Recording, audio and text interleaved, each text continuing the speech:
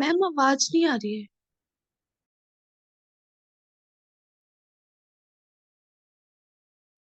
अब बताओ, मैं पूछ रही हूँ लिबर्टी को हिंदी में क्या कहते हैं। इतनी इतनी इंग्लिश एक ऑफिसर को जानना चाहिए, क्योंकि आप जब डील करोगे, चाहे उत्तराखंड हो, चाहे मतलब राजस्थान हो, कहीं पे भी हो, आपको दोनों तबके के लोगों से बात करनी है ना। तो हल्का फुल्का एक दो वर्ड इंग्लिश के तो आने चाहिए जो आपके डे टू डे लाइफ में यूज होता है, और वो आपका प्लस पॉइंट होता है ना, क्योंकि नहीं तो आपको थोड़ी दिक्कत होगी। तो मैं 3 वर्ड है संविधान में, ठीक है। लिबर्टी, इक्वेलिटी और फ्रेटर्निटी। इक्वेलिटी को समानता, फिर स्वतंत्रता, बिल्कुल। और फ्रेटर्निटी मतलब समानता, स्वतंत्रता और किसका अधिकार?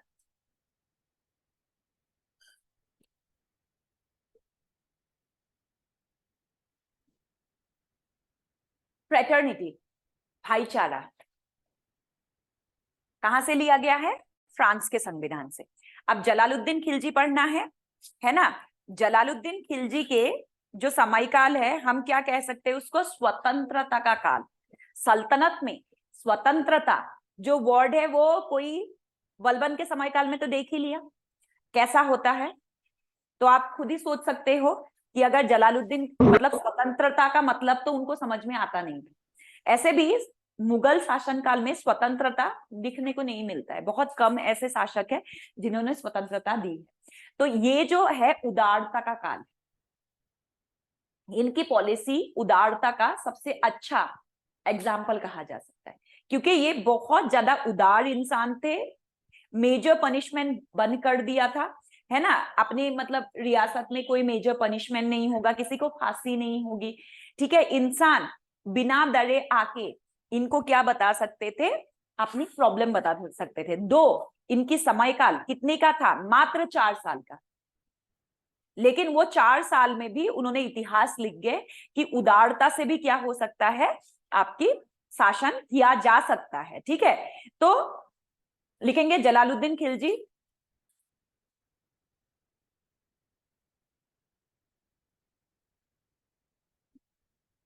हाँ, खिलजी लिखना है, खिलजी डायनेस्टी।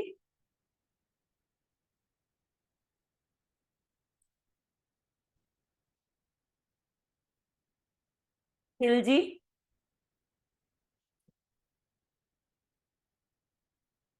1290 से 1296। और देखो, सल्तनत में सबसे अधिक समय तक रूल करने वाला अगर डायनेस्टी पूछे तो वो खिलजी है। 1290 से उनका शुरू हुआ था, और खत्म कब हुआ था? जाके 1320 में। पूरा खिलजी साम्राज्य 1290 में शुरू हुआ था और खत्म कब हुआ था? 1320 में। तो one of the longest period है ये, ठीक है।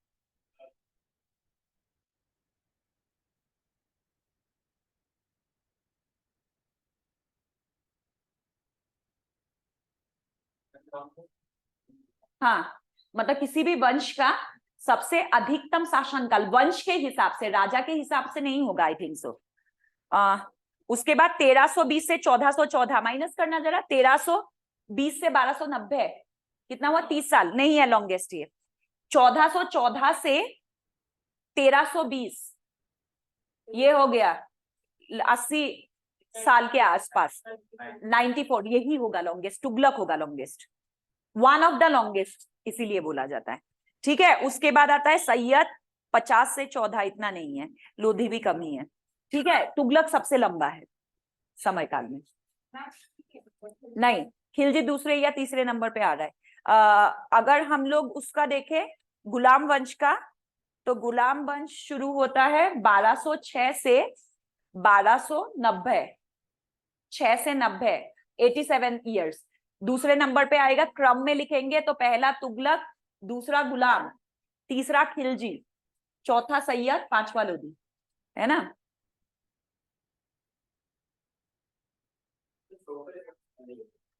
खिलजी सैयद से बड़ा है। सैयद कुछ 40 साल है, 30 साल है, 50 से 14 कितना हुआ? 34 साल। ठीक है, 50 से 14 हो गया।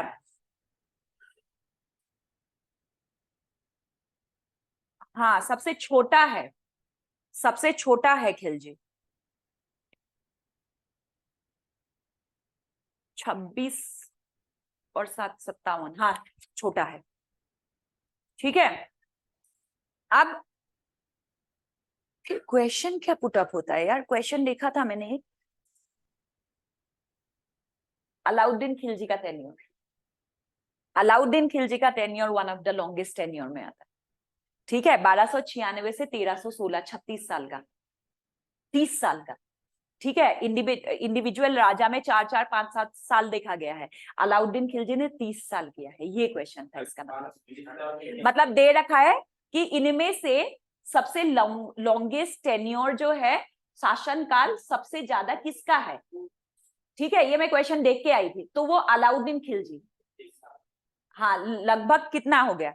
96 से 6 16 20 साल। बलबन कितने होंगे? ये भी आप लोगों को कैलकुलेट करना पड़ेगा। बलबन ज्यादा है, लेकिन ऑप्शन में बलबन नहीं था। ठीक है, वो था, देखो ऑप्शन में था आपका कुतुबुद्दीन ऐबक था, ऑप्शन में अलाउद्दीन खिलजी था। ठीक है, तीसरे ऑप्शन में रजिया सुल्तान था, और चौथे ऑप्शन में बहलोल लोधी था। ठीक है, ये क्वेश्चन आ रखा है झारखंड वाले पेपर में, तो इसमें आपके अलाउद्दीन खिलजी पढ़ रहा है सबसे लॉन्गेस्ट टेन्योर। नहीं नहीं, बलबन था नहीं ना ऑप्शन में। ऐसे आपको निकालना पड़ेगा किसका कितना है, क्योंकि अगर एक क्वेश्चन आपके झारखंड में आया है तो ये क्वेश्चन तो आपके में भी आ सकता है, इसका मतलब है। तो आप सालों के हिसाब से भी निकाल के थोड़ा सा याद कर लेना, इसका 22 साल है, इसका 23 साल है, क्योंकि 4 ऑप्शन में तो देख के समझ में आ गया था। ठीक है, लेकिन अगर यहां पर आपको बलबन दे दिया, इब्राहिम लोधी दे दिया, यहाँ पंगा पड़ जाएगा, मोहम्मद बिन तुगलक दे दिया, सब 1 1 साल 2 2 साल की डिफरेंस है, तो आपको एग्जैक्ट सालों का पता होना चाहिए। ठीक है, सल्तनत के ये क्वेश्चन आ रखा है। अच्छा, जलालुद्दीन खिलजी के समयकाल को, जलालुद्दीन खिलजी के समयकाल को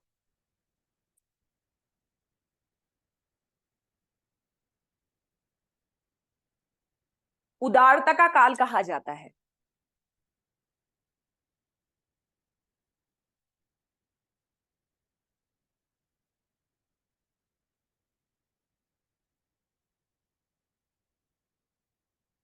मानी जाती है तुर्कों की 64, मानी जाती है तुर्कों की 64 शाखाएं हुआ करती थी। तुर्कों का 64 वंश था, ठीक, शाखाएं हुआ करती थी, जिसमें से जिसमें से खिलजी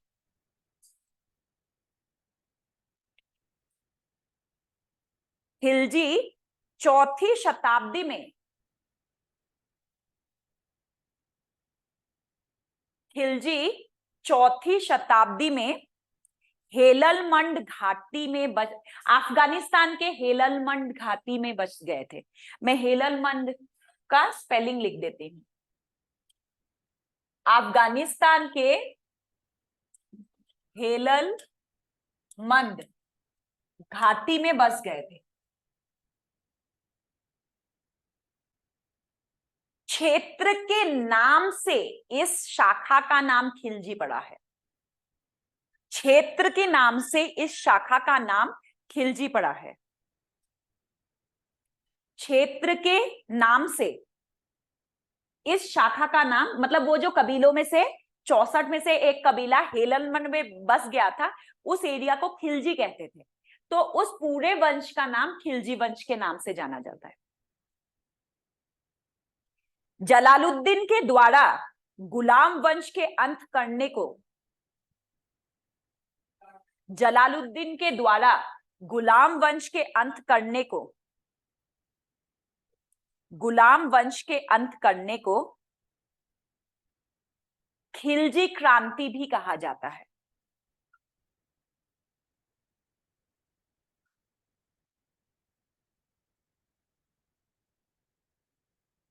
और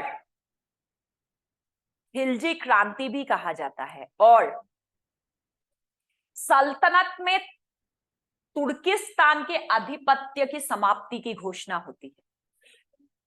तुर्किस्तान के आधिपत्य की समाप्ति की घोषणा मतलब क्या है? अफगानिस्तान के खिलजी एरिया से आए ना लोग, तो तुर्कमेनिस्तान जो है वहां से जो राजा का परंपरा था खत्म हो गया। तुर्की राजा नहीं रहा, अफगानिस्तान का राजा बन गया। तो क्या हुआ? तुर्किस्तान के आधिपत्यता खत्म हो गई। ठीक है, तुर्किस्तान की आधिपत्य की समाप्ति। सबसे पहले खिलजी वंश के छह राजाओं के नाम लिख लेंगे क्रम अनुसार। ठीक है, सबसे पहला राजा जलालुद्दीन।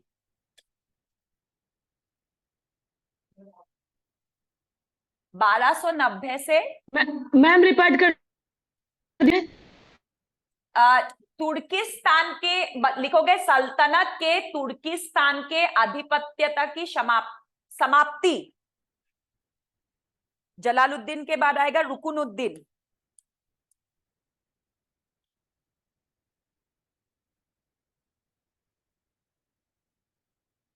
बारह सौ 96 इसका बेटा था। फिर अलाउद्दीन,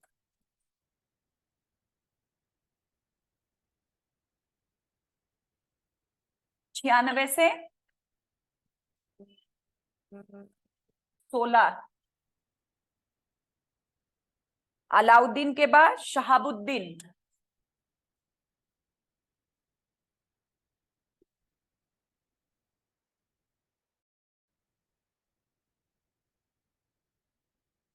शहाबुद्दीन उमर लिख लो। उसके बाद मुबारक,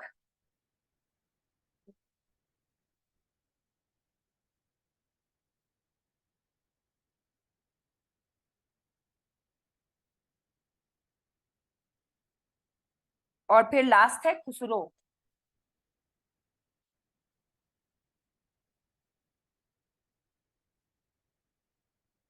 क्योंकि इसका क्वेश्चन पूछा जा चुका है इसीलिए मैंने आपको इसको आंसर के क्रम में करवा दी। इनको क्रम में लगाने की क्वेश्चन आपके यूपीपीसीएस में ऑलरेडी पूछा जा चुका है।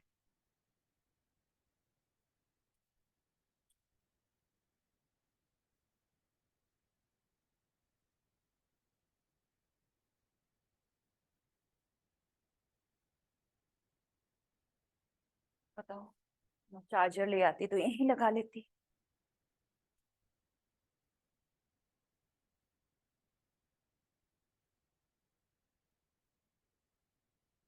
हो गया। अब जलालुद्दीन के बारे में लिखेंगे। जलालुद्दीन बलबन के कार्यकाल में जलालुद्दीन बलबन के कार्यकाल में एक अच्छे सेनानायक के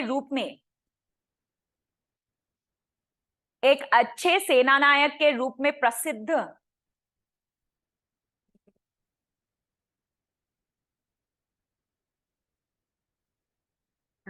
प्रसिद्धि प्राप्त की थी। जलालुद्दीन खिलजी ने बलबन के कार्यकाल में एक अच्छे सेनानायक के रूप में प्रसिद्धि प्राप्त की थी। उनका राजनैतिक उत्कर्ष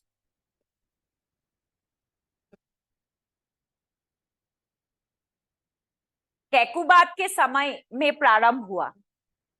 उनका राजनैतिक उत्कर्ष कैकुबाद के समय काल में प्रारंभ हुआ।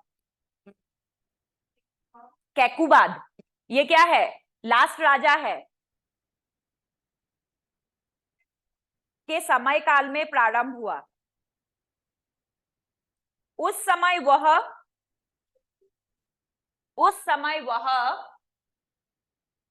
समाना का सूबेदार एवं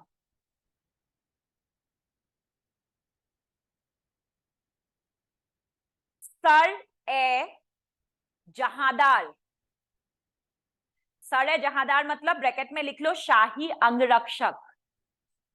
सर ए जहांदार मतलब शाही अंगरक्षक, बॉडीगार्ड, राजा का पर्सनल सिक्योरिटी का प्रमुख सर ए जहांदार के पद में नियुक्त था। कैकुबाद को उन्होंने,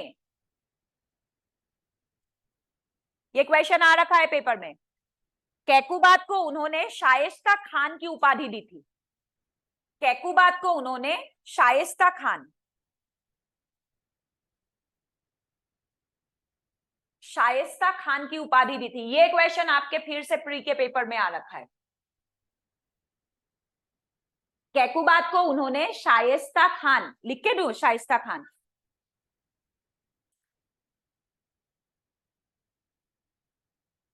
शाइस्ता खान,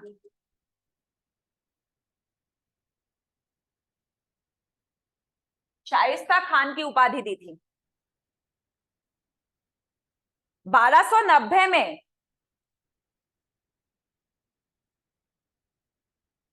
1290 में कैकुबाद द्वारा निर्मित, कैकुबाद द्वारा निर्मित किलोखड़ी के महल में, मैं लिख के दे रही हूं, किलोखड़ी, किलोखड़ी के महल में अपना राज्याभिषेक कराया। हाँ, दिल्ली वाला किलोखड़ी। ये पूछा भी जा सकता है किलोखड़ी महल किसने बनाया है ना? तो किलोखड़ी के महल में अपना राज्याभिषेक करवाया जिस समय उनकी उम्र 70 वर्ष की थी।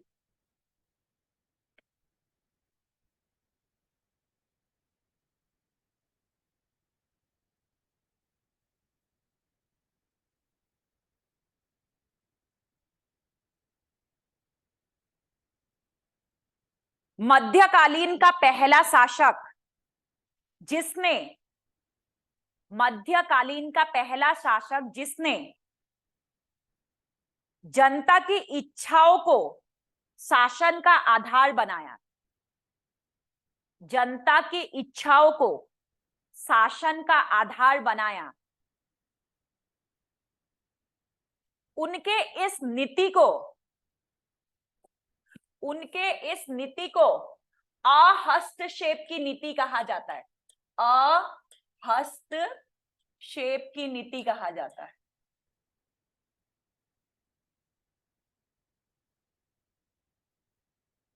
अहस्तक्षेप की नीति कहा जाता है।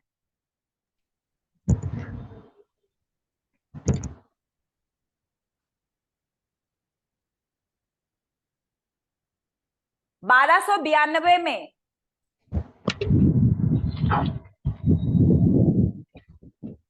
1292 में अब्दुल्ला के नेतृत्व में मंगोलों ने, 1292 में अब्दुल्ला के नेतृत्व में मंगोलों ने दिल्ली सल्तनत पर आक्रमण कर दिया।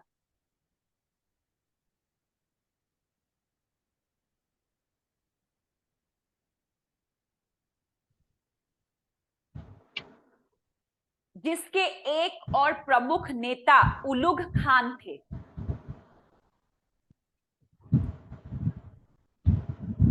नेता उलुग खान,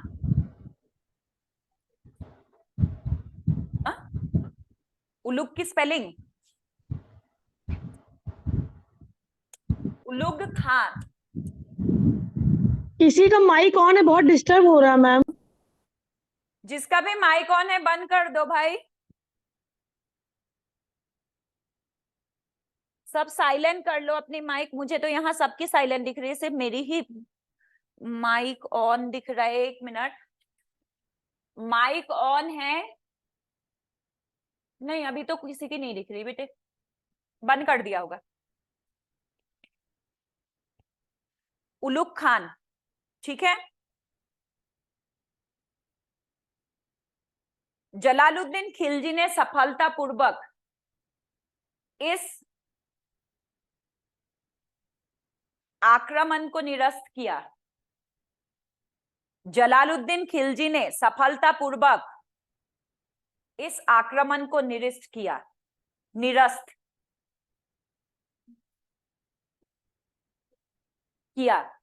उसी समय काल में लगभग 4,000 मंगोल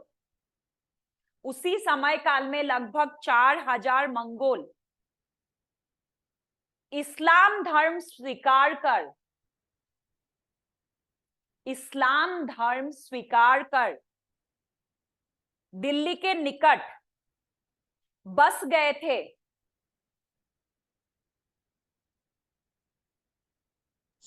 मैम रिपीट कर दीजिए। इसी काल लगभग 4,000 मंगोल इस्लाम धर्म स्वीकार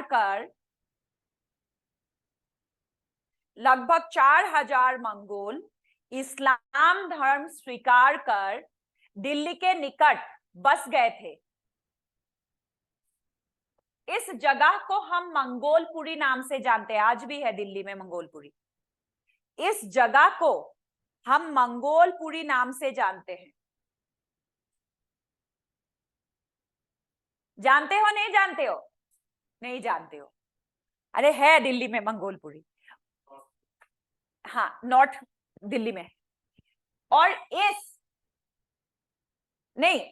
इन लोगों को नवीन मुसलमान कहा गया।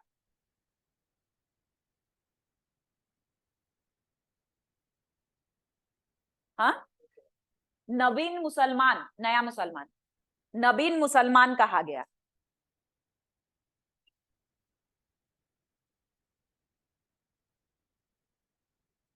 जुलाई 1296 में अली गुरशप, जुलाई 1296 में अली गुरशप ने, मतलब किसने? अलाउद्दीन खिलजी ने, ब्रैकेट में लिखोगे अली गुरशप, पेट कटा शाह गुरशप में, नहीं हो पाएगा।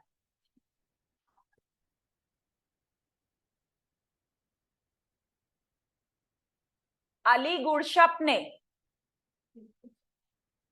आधा सा तुम खा गए होंगे है ना? मैंने भी पहली बार आधा सा खा गई थी, मतलब लगता नहीं है ना कि यहाँ एक आधा सा की जरूरत है। अली गुरशप ने जलालुद्दीन को कड़ा मणिकपुर,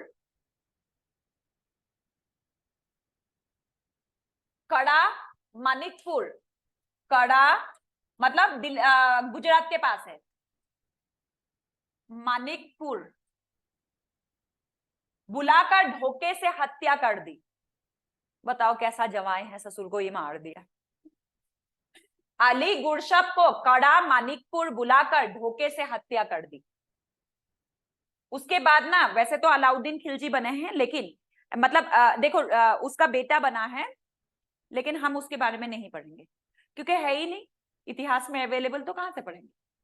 तो आप सीधा आएंगे अलाउद्दीन खिलजी पे, ठीक है।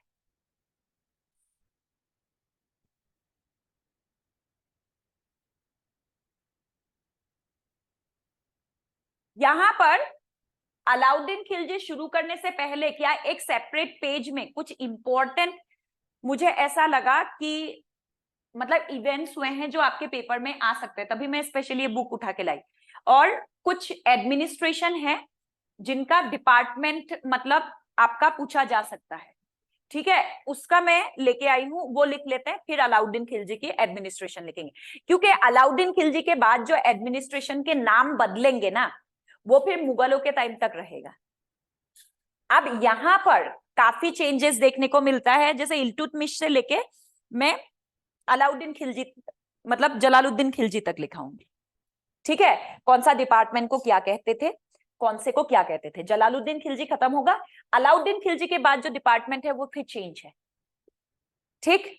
तो उसको या तो बीच में ही लिख लो कि मतलब इल्तुतमिश के समय काल से होने वाले महत्वपूर्ण घटनाएं, ऐसे करके घटना लिख लेते हैं, उसके बाद महत्वपूर्ण विभाग, ठीक, समझ गए। इसको मैं इसीलिए बीच में लिखा रही हूं। महत्वपूर्ण महत्वपूर्ण घटना देखते हैं सबसे पहले, ठीक है। 1221 में हुआ था जब इल्तुतमिश था। इस तरीके से आप, मैं जब बताती जाऊंगी इसी तरीके से लिखते जाना। चंगेज खान सिंधु नदी के घाटी तक पहुंच चुका था, ठीक है। लिख लेंगे, चंगेज खान सिंधु के घाटी तक पहुंचा था, सिंधु नदी के घाटी तक पहुंचा।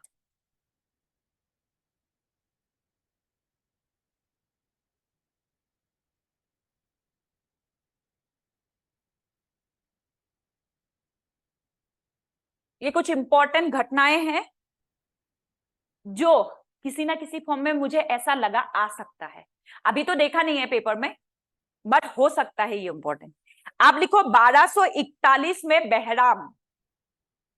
बहराम शाह के टाइम पे।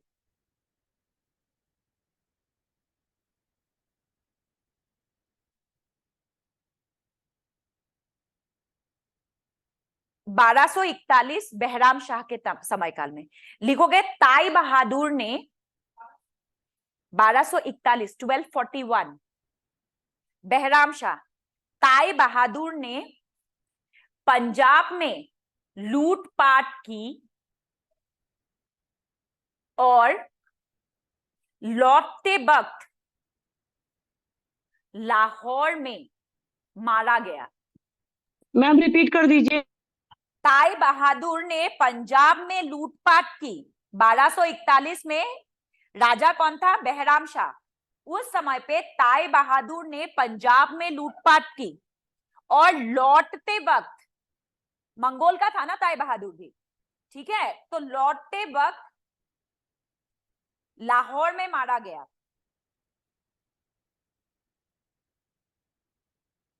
अब आते हैं 1245 1245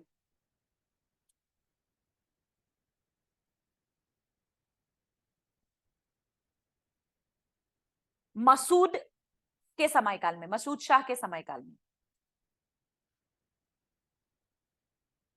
कहां देख रहे हो? इल्तुतमिश के बाद गुलाम वंश में बहुत राजाएं बदली गई है, ठीक है। लिखोगे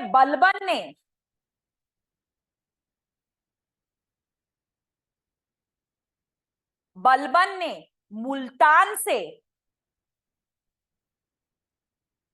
मंगोलों को भगाया।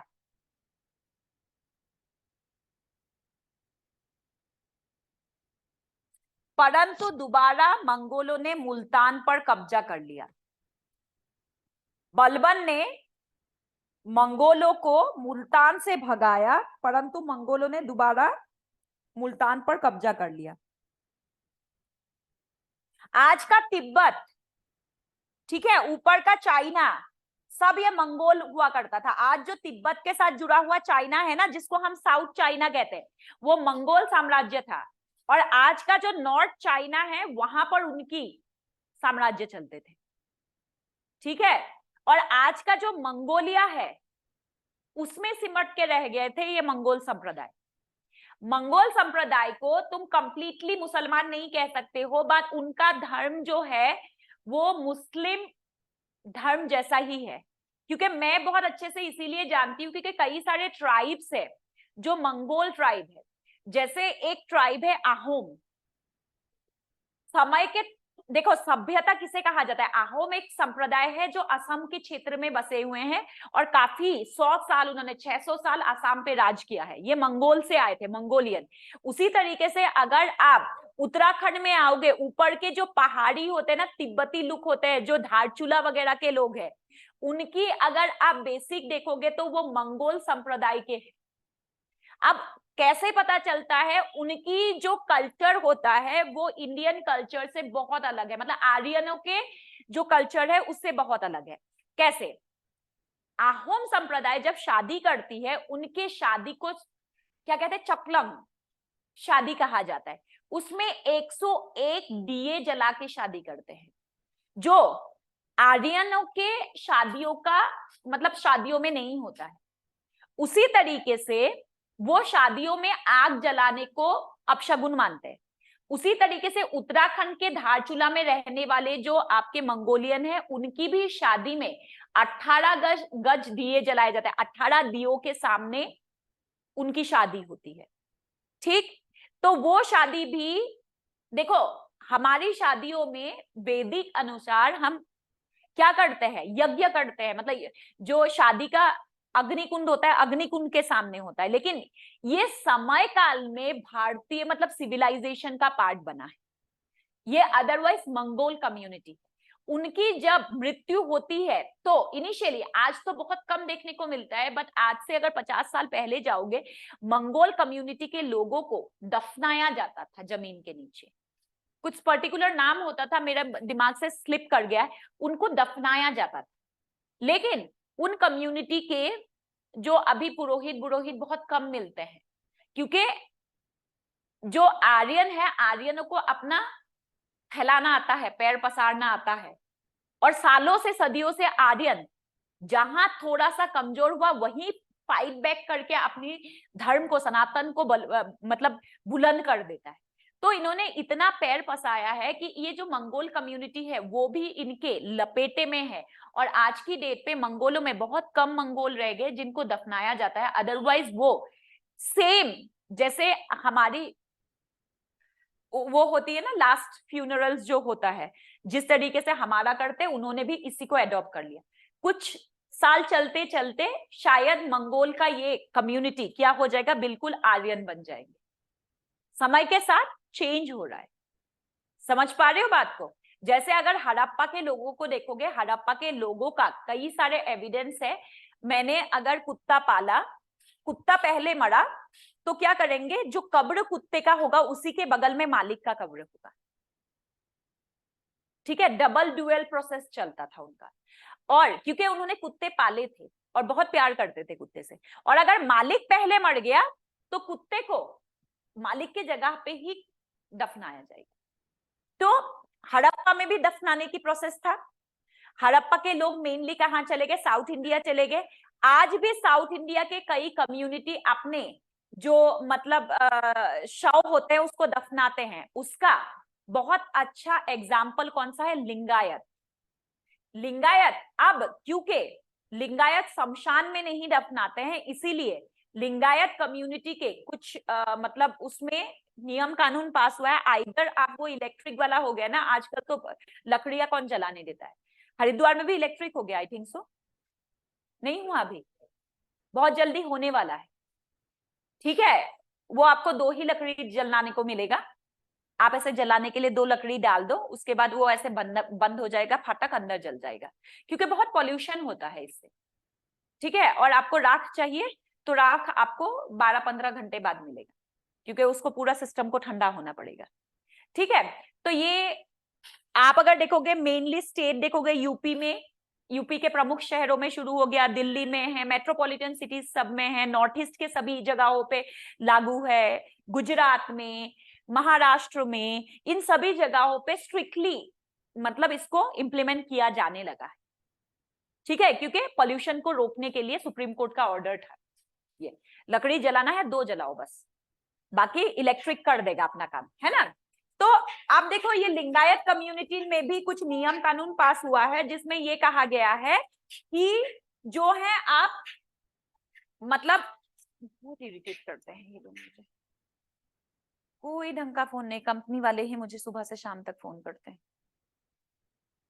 सौरभ राय, एक मिनट सर, क्लास में हूँ क्या, मैं 11:30 बजे आपको कॉल करूं? आप फ्री हो ना? हाँ ठीक है, मैं ठीक है, ठीक है, ओके सर, ओके, हाँ जी सर, ओके। एक क्लास की बात है भाई, क्लास में लेना कभी नहीं उठाया ना, अपना काम की फोन उठाती हूँ मैं। ओके, ठीक, ठीक है। तो लिंगायत में भी अब क्या कहा गया है, आइडर आप जो है मतलब इसको जो है शमशान में दफनाओ, क्योंकि लिंगायत कम्युनिटी जो थे वो शिव जी के भक्त होते हैं, पशुपति के भक्त। उनकी पहचान क्या होती है, ये आपको इन कम्युनिटी के बारे में एकदम डिटेल पता होना चाहिए, क्योंकि ये बहुत फ्रिक्वेंटली पूछे गए क्वेश्चन है। उनके कान में एक सोने की कड़ा, गले में एक सोने की कड़ा, हाथ में एक सोने की कड़ा होती है। लिंगायत कम्युनिटी बहुत कट्टर शैव धर्म को पालन करते हैं, ठीक है। और ये साउथ इंडिया में है नॉर्मली, केरल और तमिलनाडु के क्षेत्र में ही, और कर्नाटक का जो वो जुड़ा हुआ क्षेत्र है ना, जहां बॉर्डर नीलगिरी पहाड़ी खत्म होता है, उसी क्षेत्र में ये लोग पाए जाते हैं। और साउथ इंडिया इस्लामीकृत होने के बावजूद इस कम्युनिटी के किसी भी व्यक्ति को इस्लामीकृत नहीं किया गया जा पाया, ठीक है। हिंदुइज्म का एक पार्ट है द्रविड़। द्रविड़ मतलब हड़प्पा के लोग, तो वो दफनाते थे अपने घरों में। सुप्रीम कोर्ट ने बोला है आइडर आप शमशानों में दफनाओ या फिर आप इलेक्ट्रिक जो मतलब बर्निंग प्रोसेस है इसको एक्सेप्ट करो। तो शमशान में दफनाने को वो अच्छा ना मानते हुए इलेक्ट्रिक बर्निंग प्रोसेस को उन्होंने अडॉप्ट किया है। तो समय के साथ ये नियमें बदलती है। मंगोलों का जो मतलब ट्राइब्स भारत में है, वो अब आर्यन धर्म से मतलब प्रभावित होकर, मेनली जो भी मंगोल हमेशा क्या हुआ उत्तर, क्योंकि मंगोल भारत के ऊपर है, देखो ऐसा है ना, तो इस पोर्शन में मंगोल था, तो भारत के इसी पोर्शन में तो मंगोल मिलेंगे। यहाँ पर प्लेन है, प्लेन में मंगोल तो रहेंगे नहीं, ठीक है, क्योंकि पहाड़ी के लोग हैं, तो यहाँ पर मिलते हैं और यहाँ मिलते हैं इस वाले पार्ट में, ठीक। अरुणाचल, नागालैंड, मणिपुर, मिजोरम, असम ये क्षेत्र, या फिर उत्तराखंड, हिमाचल और कश्मीर, ठीक है, इसी क्षेत्र में मंगोल कम्युनिटी मिलती है। समय के साथ वो आर्यनाइजेशन उनमें आ रहा है। मंगोलों की एक बहुत बड़ी कम्युनिटी है जौनसारी कम्युनिटी।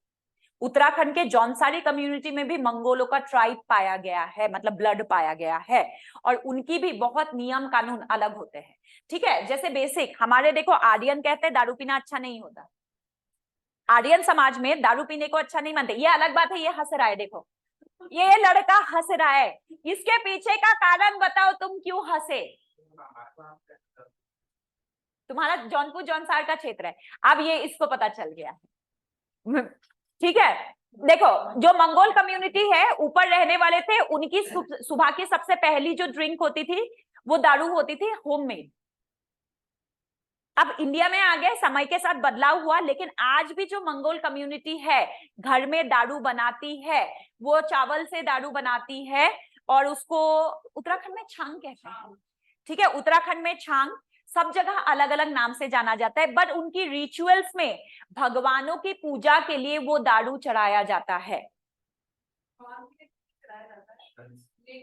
गणेश के लिए चढ़ाया जाता है, किसके लिए? हाँ मतलब जो भी है, हाँ मतलब पूजा पाठ में सबसे पहला चढ़ाया जाता है, मेरा कहने का मतलब वही था। जैसे अहोम कम्युनिटी है, उनकी कोई एक भगवान है, आई डोंट नो क्या नाम बोलते हैं उनको। और मणिपुर के जो हिंदू आपको दिखाई देते हैं, वो कोई भी काम करेंगे सबसे पहले से दारू चढ़ा लेंगे, जैसे हम गंगा जल चढ़ाते हैं समथिंग लाइक, और उसके बाद उनका वो धार्मिक कार्य शुरू होता है, और उसको बहुत पवित्र माने जाते हैं। एक बार मैं पी के आ गई थी प्रसाद समझ के, पता ही नहीं चला। अरे मुझे नहीं पता था ना, मैं तो छोटी बच्ची थी।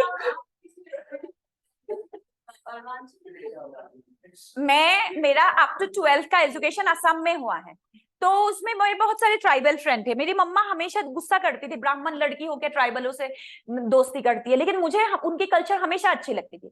अब मेरी एक ट्राइबल थी कार्बी, कार्बी आंगलोंग नाम सुना है, जहां बहुत ज्यादा स्वतंत्र स्वायत्त एरिया है भारत का। ये पॉलिटी में पढ़ने वाली वो है, क्वेश्चन पुट अप होता है, ठीक है।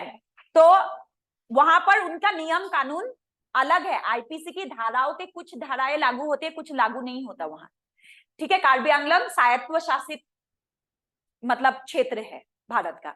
तो वहां पर मेरे कार्बी दोस्त थे, उनके यहाँ पर बुला लिया। उनकी कम्युनिटी में ऐसा होता था, जब खेत काटते हैं ना, मतलब अनाज काटते हैं ना, अनाज काटने के बाद पहली बार जब अनाज को बनाया जाता है, तो पूरे गांव को और मतलब अपने करीबियों को बुलाया जाता है। उसमें दारू मतलब वही छांग जो है उसको पूजा के रूप में रखते हैं और सबको देते हैं। अब मेरे को ये बात नहीं पता थी, I was at the time in class 9। अब मेरे को लगा शरबत है, अब मीठा मीठा था, ठीक है, और मीठा मीठा होता है, मजा आ रहा था। मैं तो एक गिलास के बाद दूसरे गिलास में, इतनी प्यारी शरबत बनाई इन लोगों ने, उसके बाद उस समय पे चढ़ा नहीं, ठीक है। उसके बाद जब खाना पीना खा लिया उसके बाद तो मैं आउट, मुझे पता ही नहीं है मैं क्या बोल रही हूँ, मैं कुछ नहीं पता। फिर उसके पापा और उनके गांव के, जो गांव बूढ़ा कहते हैं, हमारे वहां गांव बूढ़ा कहते हैं, यहाँ प्रधान, अपने जिप के बैठा के लाया, ऐसे मैं झूलती हुई आ रही, मतलब मेरा ना पैर, मुझे 3 दिन तक मेरा पैर जमीन पे पड़ा ही नहीं। And it was my first and last experience consume alcohol. मैं सो रही हूँ तो मैं उड़ रही थी, मतलब मैं कुछ कुछ बोल रही, मेरी मम्मी ने तो मतलब होप छोड़ दिया, डॉक्टर बुलाया गया, ग्लूकोज चढ़वाया गया, क्योंकि मैं 5-6 गिलास पी ली। मुझे तो शरबत पता था ना, और शरबत तो हम पी जाते, बच्चे तो ज्यादा ही पी लेते ना।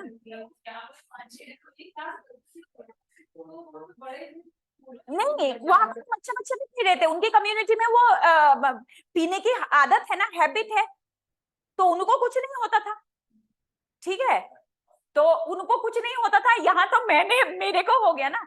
मैं 3 दिन तक ग्लूकोज चढ़ती रही मेरी, और उसके बाद मुझे पता चला ओके इस टाइप का भी दारू होता है, तब मुझे पता चला दारू ऐसा भी होता है, ठीक है। और उसके बाद मैं जाती थी, जब मेरी मम्मी पहले ही कहती थी ए दारू पी के मत आना, मैंने कहा यार तुम मुझे बेवड़ी समझते हो क्या, वो तो मैंने गलती से मतलब, और मुझे इतना फोबिया हो गया इस चीज का कि आज भी अगर किसी ने मेरे सामने ड्रिंक की ग्लास रख दी ना, मुझे इतना फोबिया है कि मैं अपने ग्लास को 4 से 5 बार धो के पानी पीती हूँ, क्योंकि मतलब मुझे फील हुआ कि मरना किसे कहते हैं, जिंदा इंसान जब मर जाता है तो कैसा फील होता है, मुझे फील हुआ वो।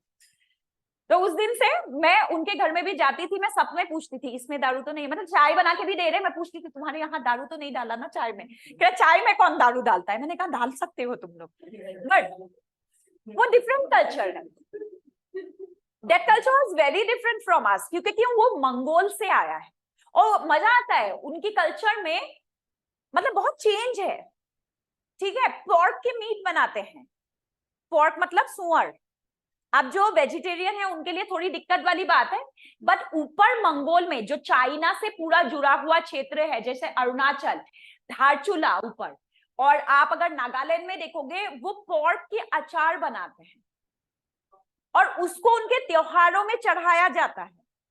अब तुम आर्यन सोसाइटी में सोचोगे सुअर के मीट को भगवान में चढ़ाना, ये तो सोचने पे भी गुनाह सा फील हो रहा है हमें, बट वो किया जाता है, क्योंकि कल्चर आज भी थोड़ा सा मंगोल का है, थोड़ा आर्यन आ गया है, मिक्स हो रहा है, बट कंप्लीटली आर्यन कल्चर में वो तब्दील नहीं हुआ, उसको समय लगेगा, समय के साथ हो रहा है, बट समय लगेगा। और एक बहुत वो बताती हूँ यार, उत्तराखंड के बच्चों को तो बहुत ज्यादा वहम है इसको लेकर, बहुत रिसर्च और बहुत ज्यादा पढ़ाई के बाद मुझे एक चीज फैक्ट पता चला। देखो यहाँ पर उत्तराखंड में तो है, कहते हैं पत्ता गोभी से दिमाग का कीड़ा होता है, पत्ता गोभी खाने से दिमाग का कीड़ा होता है, इट्स अ मीथ। देखो कोई भी चीज, देखो पत्ता गोभी के अंदर नहीं होता, एक्चुअली दिमाग में कीड़े होते हैं, और ये जो बीमारी शुरू हुई है चाइना से, मैंने काफी पढ़ा, ये बीमारी जो फैली है चाइना से, क्योंकि चाइना और जो ऊपर पहाड़ों में लोग बहुत ज्यादा सुअर खाते हैं, सुअर के चर्बी के अंदर जो होता है ये कीड़े पाए जाते हैं। अगर सुअर को कम पकाया गया, ठीक है, मतलब हाईली फ्लेम में पकाया नहीं गया, प्रॉपर पकाया नहीं गया, और उसको खाया गया, तो उससे ये बीमारी फैलती। अब क्या है, क्योंकि चाइनीज जो खाना होता है उसमें सुअर भी है, पत्ता गोभी भी है, तो वो पत्ता गोभी का मिथ बन गया है, और वो भी अगर सुअर को प्रॉपर आप पकाते हो तब आपको ये बीमारी नहीं होती है, लेकिन उसको एकदम अच्छे से पकाना पड़ेगा, बट कच्चा खाते हैं वो लोग। बहुत चला था, हाँ हाँ, क्योंकि हमारे यहाँ पर बात होती है, मतलब देहरादून में,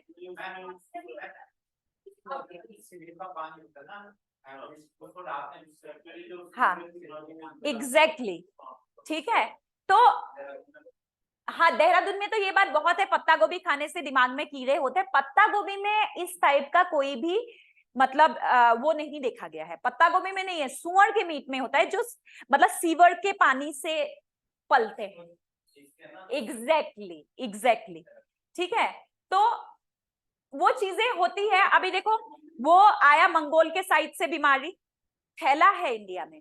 और इंडिया में भी नॉर्मली जो है पहाड़ी क्षेत्र की बीमारी है, ये प्लेन्स में नहीं मिलती, ये बीमारी बहुत कम है, लेकिन पहाड़ों में ज्यादा है, क्योंकि पहाड़ के लोग, सिर्फ पहाड़ मतलब उत्तराखंड के पहाड़ नहीं है, क्योंकि पहाड़ का मोस्ट ऑफ द डिवीजन जो है नॉर्थ ईस्ट में है, वहां के लोग बहुत सुअर खाते हैं, और इसीलिए वहां पर बहुत ज्यादा ये बीमारी फैलती, ठीक है। लेकिन क्योंकि वो चाउमीन वाले लोग हैं, सिक्किम मिक्किम में चाउमीन ज्यादा खाते हैं, चाउमीन मोमोज तो सिक्किम का डिश है ना, ये चाइना का डिश नहीं है मोमोज, सिक्किम के लोग खाते हैं, तो मोमोज खाते हैं, वो कम पका हुआ मीट होता है। तिबेटियन लोगों का, तिबेटियन फूड नहीं है मोमो ना, चाइनीज सिक्किमीज फूड है, सिक्किम की राष्ट्रीय खाने, देशी मतलब जातीय खाने में आता है मोमोज, ठीक है। हाँ, तो वहां पर सिक्किम में जाओगे तो वेज ढूंढोगे तो मिलेगा नहीं, बहुत मुश्किल से मिलता है, बहुत मुश्किल से। मतलब मैं पक गई थी, मैं 15 दिन नथुला देखने गई थी, तो 15 दिन का टूर था, मैंने कहा कितना नॉन वेज खाऊं, एक दिन तो वेज खाऊं, मिला ही नहीं वेज, मिला ही नहीं, फिर मैगी खाया। हाँ, फिर मैगी खाया, मैगी भी वेज जैसा ही फील होता है, ठीक है। वो कहता है फिर मैगी खा लो, वेज मिल जाता है। हाँ, बीफ बहुत ज्यादा है वहां पर, कश्मीर में तो खास तौर पे, कश्मीर में बहुत जाते हैं, हाँ। और कड़छियाँ चला देते हैं ना मिक्स, हाँ हाँ, वही चीज होती है कि, लेकिन वो देख के पता चल जाता है यार, बीफ और चिकन में देख के भी तो पता चलता है, मतलब मैं डिटेलली मैं देख के बता सकती हूँ, हाँ नहीं ये रेड मीट है और ये चिकन है अपना, व्हाइट मीट है। हाँ, कबाब में देखो, कबाब में तो आप नहीं कर सकते, कबाब में तो आप नहीं वो कर सकते, तो हाँ अवॉइड करना चाहिए हार्डली, मतलब अब तो हो गया है, देखो अब तो ना, मैं लॉकडाउन के बाद गई हूँ, वहां पर वैष्णव ढाबा खुल चुका है, श्रीनगर में 2-3 उस समय पे वैष्णव ढाबा था। मैं 2000,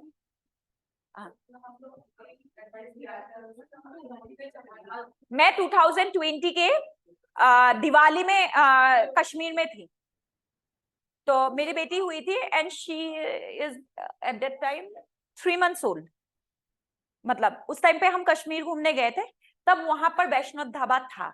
ये अलग बात है कि दाल मखनी के नाम पे दाल बेच रहे थे, बट वैष्णव था, मतलब अब वहां पर वेज खाना भी मिलने लगा है, क्योंकि टूरिस्ट जो है, मोस्ट ऑफ द टूरिस्ट जो है हमारे इंडियन टूरिस्ट है, तो उसको देखते हुए वहां पर वो खाना बहुत अच्छा है, लेकिन मजा आ जा गया था मुझे, मतलब बेहतर नहीं आ रही, समोसा, समोसा भी इतना अच्छा समोसा बनाता है, ऐसा मजा आता है, कश्मीर जैसे सुंदर है ना कश्मीरी लड़कियां, समोसा भी सुंदर थे उनके, मैं वही कह रही थी, इतने सुंदर समोसा कौन बनाता है। हाँ हाँ एग्जैक्टली, अरे समोसा में भर देते हैं, हमारे समोसा में आलू भरते हैं, वो तो इतने ज्यादा ड्राई फ्रूट डाल देते हैं ना, आलू कम ड्राई फ्रूट पनीर ज्यादा होते हैं। मैंने कहा ऐसा समोसा कौन बनाता है भाई, मतलब हमें तो हार्ट अटैक हो जाएगा यार, ऐसा समोसा खिलाएगा तो कोई।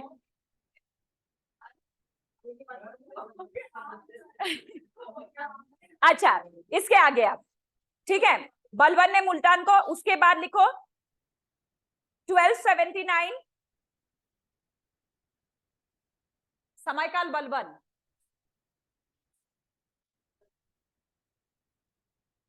अब लिखो मुल्तान के राजकुमार मोहम्मद,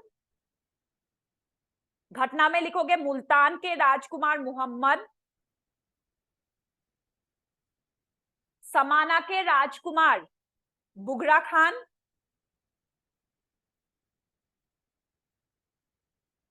समाना के राजकुमार बुगरा खान, समाना, समाना,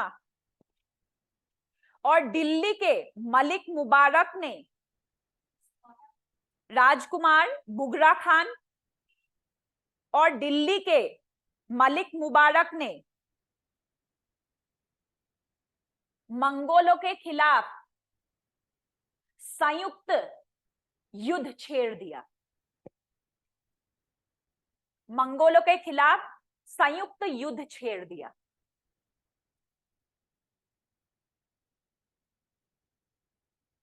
उसके बाद ये मुबारक कौन था? मुबारक बलबन का बेटा, ठीक।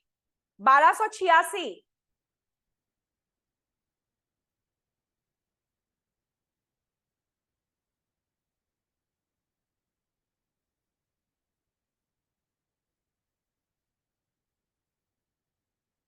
तमर के मंगोल राजकुमार तमर के साथ हुए युद्ध में 1286 बलबन मंगोल के राजकुमार तमर के साथ हुए युद्ध में मुबारक की मृत्यु, तमर तमर के साथ हुए युद्ध में मुबारक, मैम रिपीट कर दीजिए। लिखोगे मंगोल के राजकुमार तमर के साथ हुए युद्ध में मुबारक की मृत्यु। बलबन हिल गया बिल्कुल, ठीक है। तथा उसके कब्र को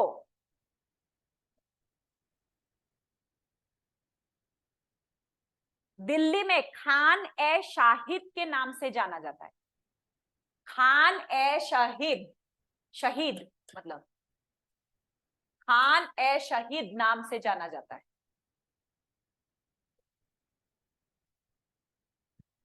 खान ए शहीद के नाम से जाना जाता है। उसके बाद लास्ट है 1292 जलालुद्दीन खिलजी। हाँ, 4000 नवीन मुसलमानों को दिल्ली में बसाया गया। 1292 जलालुद्दीन खिलजी 4000 नवीन मुसलमानों को दिल्ली में बसाया गया।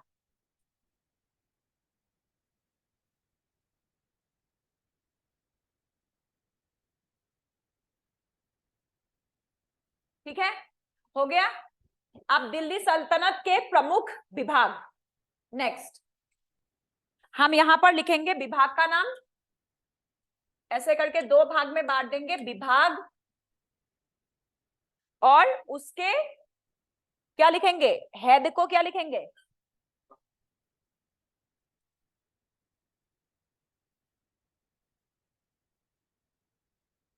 मुख्य अधिकारी। ये वर्ड यूज किया जाता था सिर्फ और सिर्फ किसके लिए? सुल्तान के लिए, प्रभु। ठीक है, तो मुख्य अधिकारी।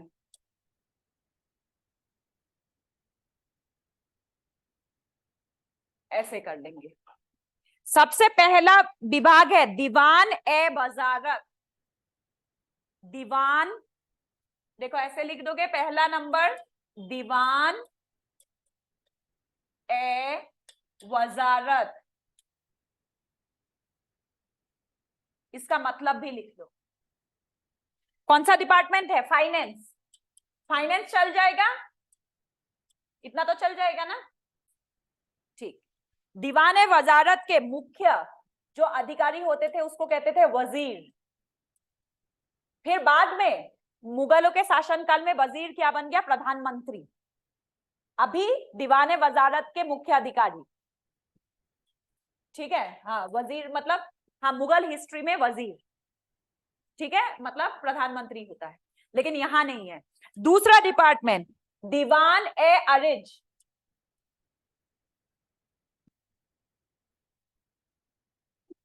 इसका मतलब क्या है? Military department. दीवान ए खुद लिख लेना तुम लोग, मैं सिर्फ वो वर्ड लिखूंगी। और ये क्या है? दबीर ए मुमालिक। दबीर ए मुमालिक।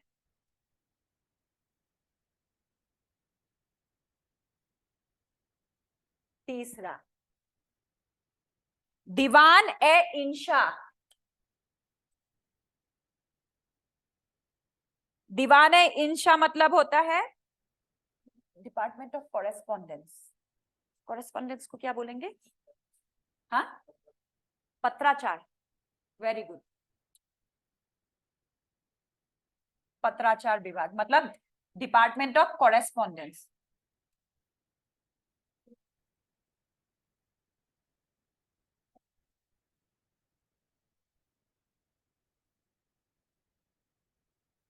ये ओफो,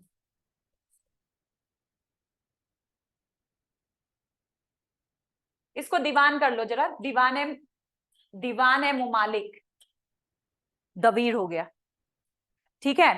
और अब पत्राचार में दबीर ए मुल्क,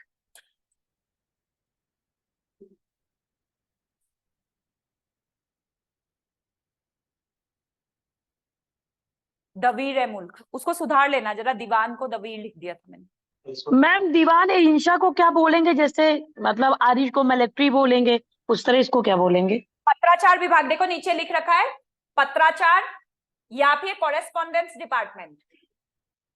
मैम आज कुछ दिख नहीं रहा ब्लैक बोर्ड का ना, इसलिए पूछना। अच्छा लिखो, दीवान ए इंशा को पत्राचार विभाग, अच्छा नीचे नहीं आ रहा है ना, पत्राचार विभाग, या इंग्लिश में कॉरेस्पॉन्डेंस, मतलब पत्राचार मतलब न्यूज़पेपर नहीं निकाल रहे थे वो, जो सरकारी कागज इश्यू होते हैं वो वाले, ठीक है। इसके बाद आएंगे दीवान ए रिसालत, नेक्स्ट दीवान ए रिसालत। दीवान ए रिसालत मतलब होता है अपील, डिपार्टमेंट ऑफ अपील मतलब न्याय, ठीक है, न्याय विभाग, मतलब डिपार्टमेंट ऑफ अपील। हम अपील कहाँ करते हैं? सुप्रीम कोर्ट में। हाँ हाँ, नोट लिखाना है, हाँ मैं लिखाऊंगी, हाँ बिल्कुल लिखाऊंगी मैं। ये डिपार्टमेंट इसीलिए लिखा रही हूँ क्योंकि इनकी सभी डिपार्टमेंटों के ऊपर आपको नोट पता होना चाहिए। सबके 30-30, 50-50 वर्ड के नोट लिखा दूंगी मैं खुद, ठीक है। दीवान ए रिसालत, ठीक है, दीवान ए रिसालत का जो है वो क्या है? वो भी दबीर ए मुल्क है, ठीक है।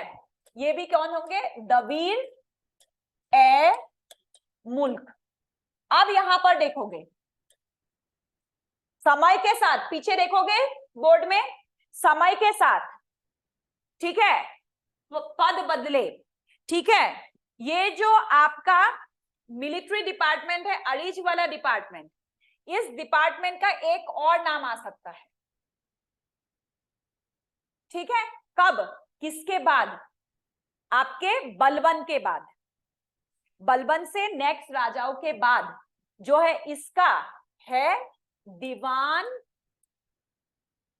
ए मुमालिक, नहीं मुमालिक लिखा रखा है, क्या है, सॉरी दीवान ए मुमालिक नहीं, अरीज ए मुमालिक, दीवान ए मुमालिक को अरीज ए मुमालिक भी कहा गया। लेकिन ये दोनों एक जैसा वर्ड है तो मुझे नहीं लगता है तुम लोगों को कोई दिक्कत आने वाली। मुमालिक देख के याद रख सकते हो, है ना। इसके बाद दीवान ए रिसालत हो गया, दीवान ए रिसालत के बाद दीवान ए मुक्त राज, दीवान ए मुक्त राज,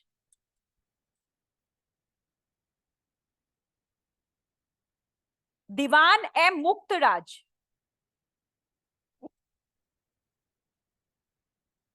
एरियर डिपार्टमेंट है। एरियर डिपार्टमेंट मतलब एरियर डिपार्टमेंट,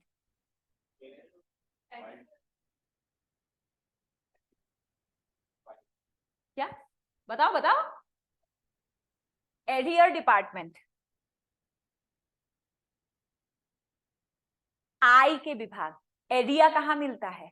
जब गवर्नमेंट अधिकारी होते हैं ना, उसको कहीं जगह जाने पे एरिया मिलता है, आज हम एरिया कहते हैं, होता एरियर है, ठीक है। तो ये किस किस को देखते थे? ये देखते थे आय को, ठीक है। उसके अलावा मुक्त राज का जो बाजार की इनकम है, मतलब हम क्या कहेंगे, इंपोर्ट ड्यूटी, इंपोर्ट ड्यूटी समझ में आता है, तो इंपोर्ट ड्यूटी को भी ये देखते थे, इंपोर्ट विभाग, ठीक। और ये डिपार्टमेंट किसने बनाया था? ये डिपार्टमेंट बनाया था अलाउद्दीन खिलजी ने। मतलब जलालुद्दीन ने शुरू किया था, बट प्रसिद्ध किसने हुआ था? अलाउद्दीन खिलजी। तो अगर दीवान मुक्त राज पूछे और आपके ऑप्शन में अलाउद्दीन खिलजी है तो बिना सोचे अलाउद्दीन पे लगाओगे, नहीं है तो जलालुद्दीन पे जाओगे। ठीक, ध्यान रखोगे बात को। और दीवान मुक्त राज, दीवान नहीं, दवीर मुक्त राज, सॉरी, दीवान दवीर से बहुत, दवीर ए मुक्त राज,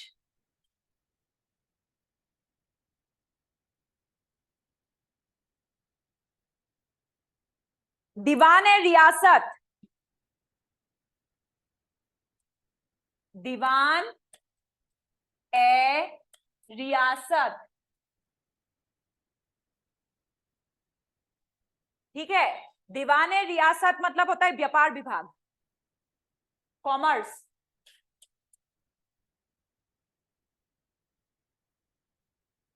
ठीक है, कॉमर्स डिपार्टमेंट। और इसके ये भी अलाउद्दीन खिलजी द्वारा संस्था मतलब प्रसिद्ध किए गए हैं, ठीक है। राइस ए मुमालिक, राइस ए मुमालिक प्रसिद्ध किसके द्वारा हुआ है? अलाउद्दीन खिलजी द्वारा। दीवान ए कोही, मोहम्मद बिन तुगलक द्वारा। दीवान ए कोही, कौन सा? एग्रीकल्चर, एग्रीकल्चर डिपार्टमेंट, ठीक है। और किसने शुरू किया है? मोहम्मद बिन तुगलक। मैम ये कोटी है कि कोठी है? कोही, हाँ, दीवान है कोही, ठीक है। और कोहीदार,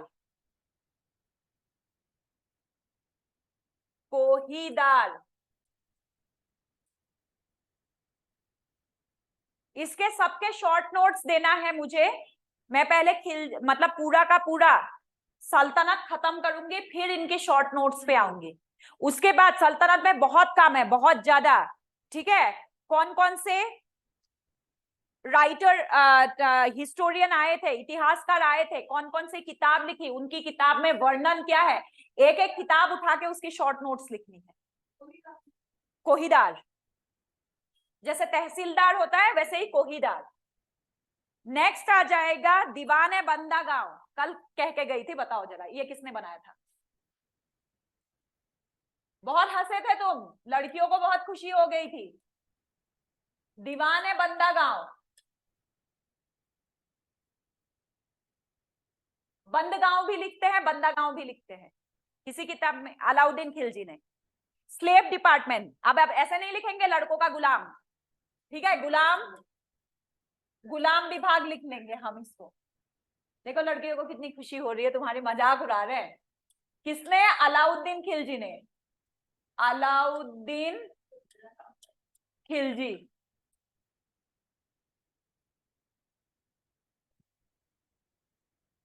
इसका डिपार्टमेंट खुद सुल्तान देखता था, किसी पे भरोसा नहीं था उनको। हाँ, दीवान है खैरत, दीवान ए खैरत। मैम एक नंबर फिर से बोल दीजिए, साइड वाला दिख नहीं रहा, फिर से बोल दीजिए। कौन सा?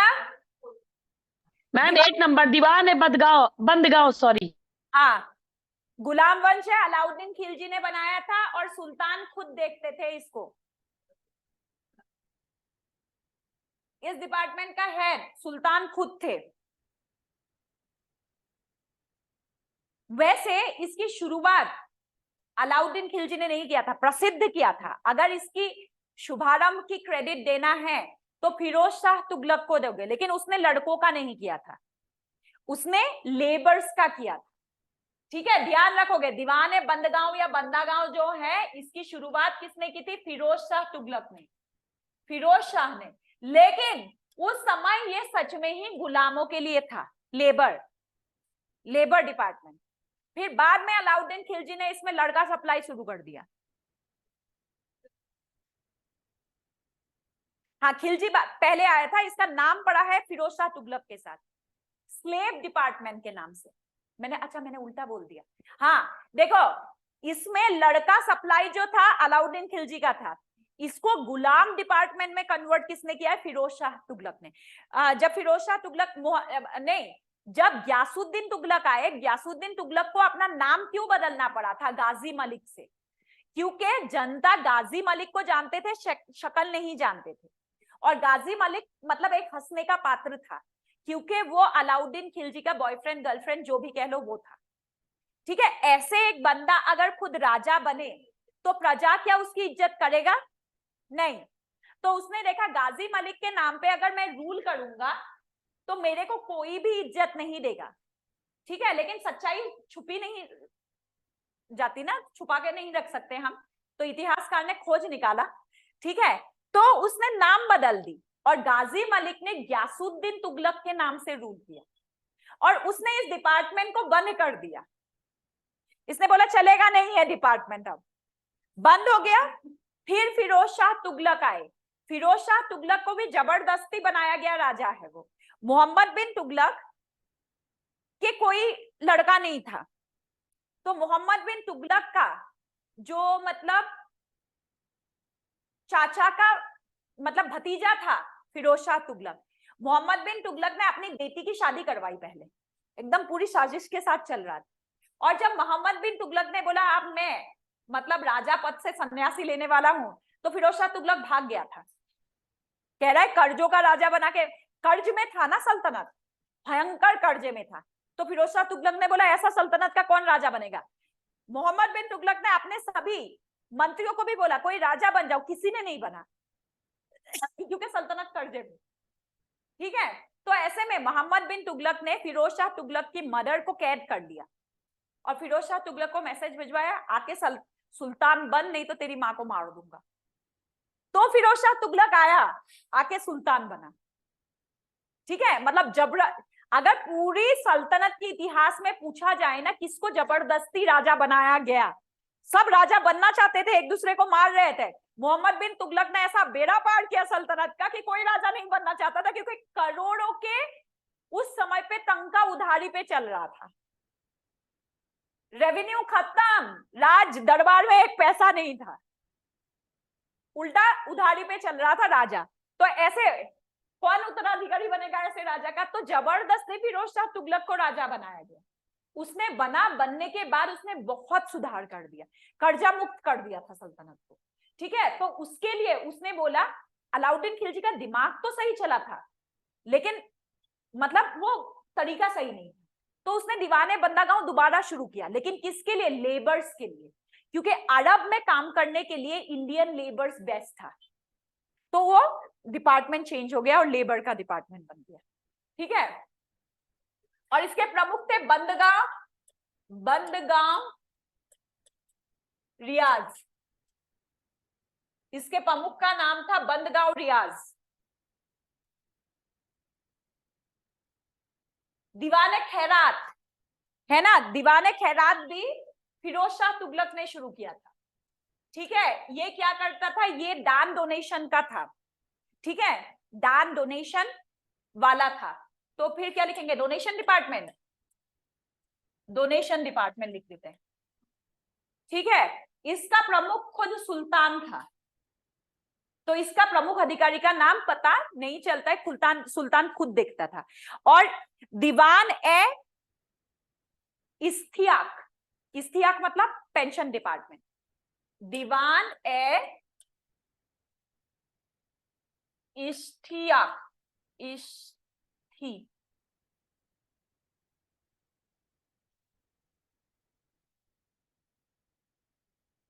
इस्तियाक मतलब कौन सा? Pension department. ये भी फिरोज शाह तुगलक ने शुरू किया था और ये भी सुल्तान खुद देखते थे। ऐसे ऐसे तो एक से बढ़कर एक राजा है।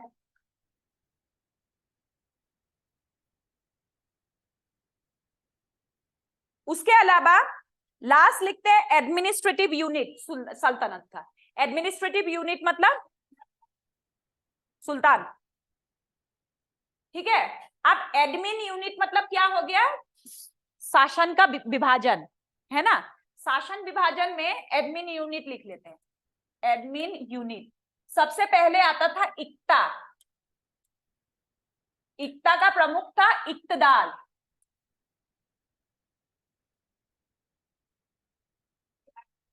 Admin unit. इक्त मतलब आज का प्रोविंस, प्रोविंस मतलब स्टेट हो गया, जैसे एक राज्य उत्तराखंड, मैं प्रोविंस लिख दूं तो चलेगा, प्रोविंस लिख देती, मतलब राज्य हो गया ये, ठीक है। उसके बाद आता है डिस्ट्रिक्ट ना, एक राज्य में कई सारे डिस्ट्रिक्ट होते हैं और डिस्ट्रिक्ट को कहते थे शिक, शिक। इंग्लिश में भी लिख दूं यार इसकी ना, एक्चुअली ये सब अंग्रेजी राइटर की बुक है ना, तो आप कह नहीं सकते हो कैसा होगा शिक। शिक मतलब हो गया डिस्ट्रिक्ट, जिला, ठीक है। शिक मतलब हो गया जिला, और इसके प्रमुख थे शिकदार।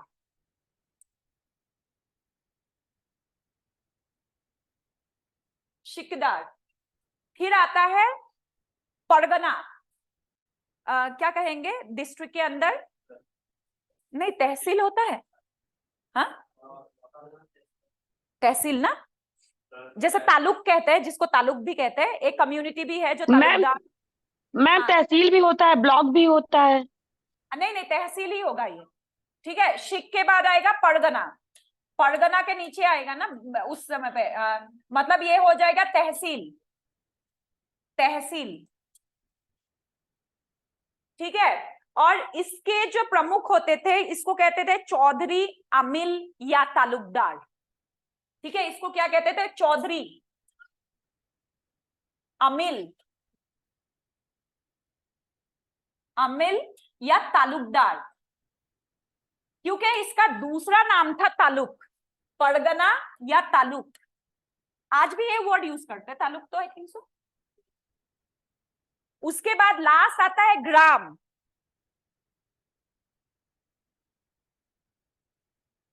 ग्राम तो सबको पता है हमें। ग्राम का प्रमुख अधिकारी था मुकद्दम, मुकद्दम मतलब हम ग्राम प्रधान कहते हैं मुकद्दम, या फिर इसका दूसरा नाम था खुट। ग्राम का जो हम कहते हैं ना ग्राम प्रधान, वो मुकद्दम या खुट कहा जाता था,